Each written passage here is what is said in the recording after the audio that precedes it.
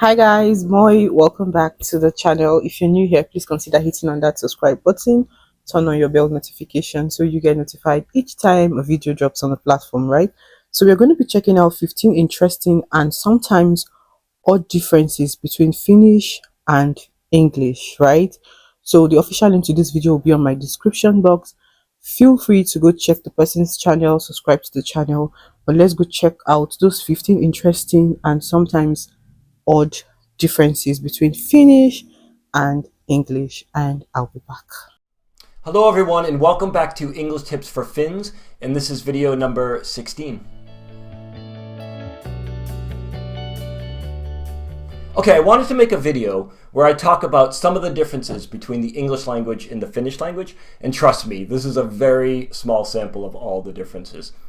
So when you're learning a language, most of the mistakes that you make happen because of what we call interference from the mother tongue into the language you are learning. So I think it's important to recognize and understand the reason for your mistakes. And then once you do that, you can kind of think your way through these mistakes because that's the way it works sometimes.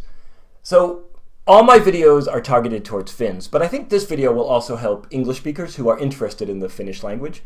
And I think a lot of these are going to be very obvious to a lot of Finns, but hopefully there's a few in there that you didn't know or are interesting to you. And one more thing is, at the end of the video, there is a tongue twister, and I swear it's the greatest tongue twister in the history of human civilization. When I first heard this tongue twister, I could not believe that it was coherent language. And I'm not going to say it because I'm a scaredy pants, but you can read it anyway. And oh yeah, please like, share, subscribe, and all that stuff. Thanks, and let's get started. So the first difference is that Finnish has many plural forms, which are singular in English. And the nominative plural in Finnish is indicated by the letter T. So you often add a T at the end of a word, and that makes it plural, just like in S in English. So kasvot literally is faces, but in English we just use the singular face. Aivot is literally brains, but in English we use the singular brain. Hat is literally weddings, but we use the singular wedding. Hautajaiset is literally funerals, but we use the singular funeral. So it's good to get that in your head when you're learning English. So the second difference is, and it's a great thing in Finnish, I think, is that Finnish has one word for the pronouns he and she, and that word in Finnish is hän. So the sentence here is, hän on ihan mukava. So that could be either he or she, and of course you know from the context. Despite this is actually interesting to me. The word for it, which is se, is most often used in spoken Finnish when referring to people. So se on ihan mukava is, it is very nice in English, but in Finnish it means he or she often. So that's a mistake you don't want to make in English. You don't want to refer to a person as it. Yeah, true. So the third difference is, in Finnish, you don't use the translation for it, which is se, as we just talked about, to fill the role of the meaningless subject. So in English, you always need a subject. And if there's no subject there, then we just put the word it very often. But you don't do this in Finnish. So take this verb sata, and sata means to rain, or satavetta. So to say it will rain soon, Finns say kohta sata. And notice that there's no se there. But in English, we would say it is going to rain soon. And this is something I can never get right when I speak Finnish. I always put se where there shouldn't be. The fourth difference is that Finnish words can be very, very long.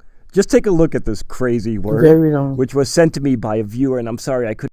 Let me see if I can pronounce it, but I know I will never pronounce it correctly. Like there's no pause, there's no comma. Lentokoni swihi kutu. I don't want to spoil this Finnish word, but I know I can't pronounce. This is so lengthy. Let me see if he'll be able to pronounce it correctly though. Find who it was, so I apologize to you. But yeah, this is an example of how long a Finnish word can be. I don't know if this word is actually used. I read that it is, but I doubt it. No, he didn't even pronounce it. The fifth difference is Finnish doesn't have a future tense. So Finns just know from the context whether it's the future or the present. So take this example here, soitan gitara. So that's either I play guitar or I will play guitar. And this difference actually leads to problems for Finns when they're learning English, because very often Finns leave out the future tense. So they will say, I do it soon, for example. But it's something that you should really try to master because, of course, verb tenses are important. The sixth difference has to do with progressive tenses. And I read that Finnish doesn't have progressive tenses, but I don't think this is quite right. I think you do have them, but you just don't use them nearly as much as we do in English. We use them all the time in English, so it's good to master them. And here's an example of the progressive tense, I think. Olen juomassa kahvia, which means I am drinking coffee. And although you have this form, it is much more common to say juon kahvia if somebody asks what you are doing. But still, the progressive tenses are hard for Finns, and it's something that you should learn because, again, verb tenses are important.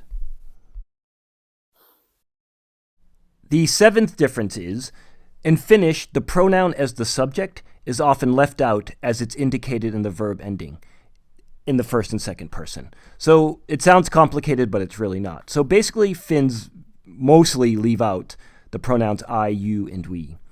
However, in the third person, singular and plural, he, she, it, they must include the pronoun. So take this example here. You could say, Sinä lähdit liian aikaisin. However, you don't need the word sinä because the verb lähdit has a T, and in this case that means you. So you could just say, lähdit liian aikaisin. And actually, this doesn't lead to problems for Finns when they speak English. I haven't heard any problem with this at all. The eighth difference is that prepositions are rare in Finnish. They are usually conveyed by the case endings or sometimes by postpositions. Finnish has many cases. There's something like 14 or 15 cases in Finnish. And here's an example here. So you could say olin autossa, which means I was in the car. So that SSA means in, basically. Tulin autolla, I came by car. So that LLA means by.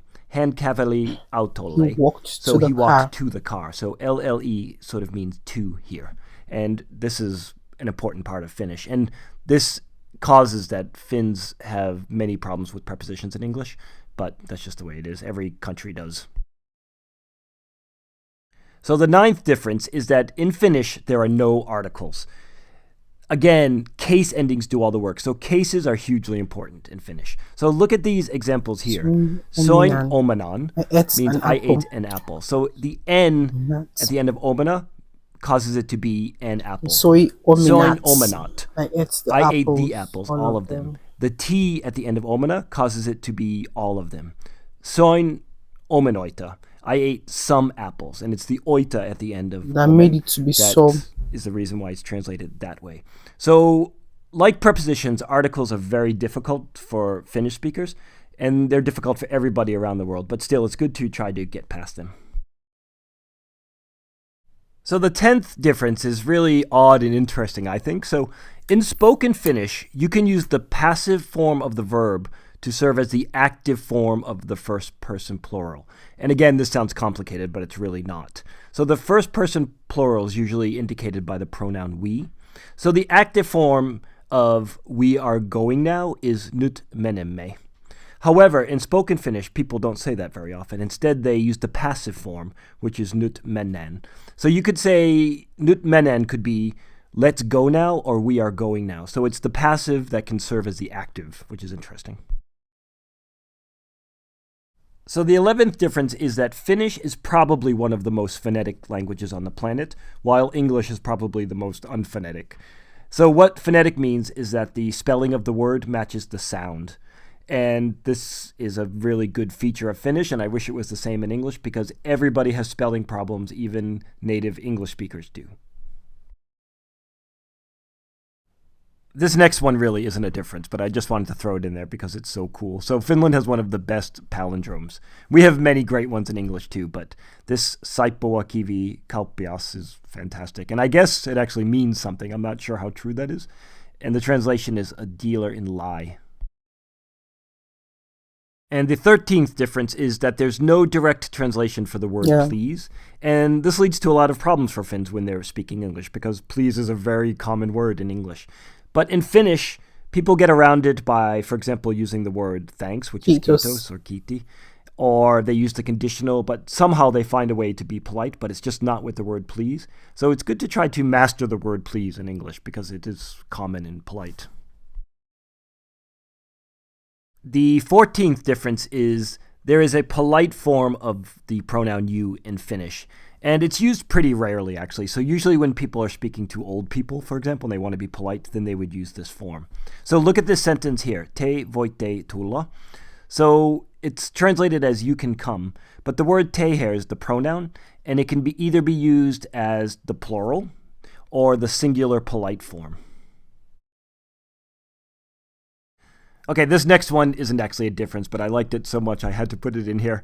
And this is the tongue twister I promised you at the beginning of the video. So this is amazing to me, this tongue twister. So if you're not a Finnish speaker and you know a Finnish speaker, you should ask that person to say this to you because it's unbelievable. To me, it sounds like go, go, go, go, go, go, go, go, go. But Finns can hear a difference and they understand what it means.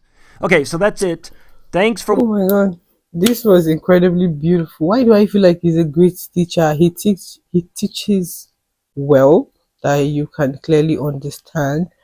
And this right here was not an exception. He did absolutely amazing. I think this should be the third time I'm reacting to his videos, and yeah, I'm impressed with this particular one. So what do you guys think about all he has made mention of? Let me know in the comment section, right? And yeah, I await your comments.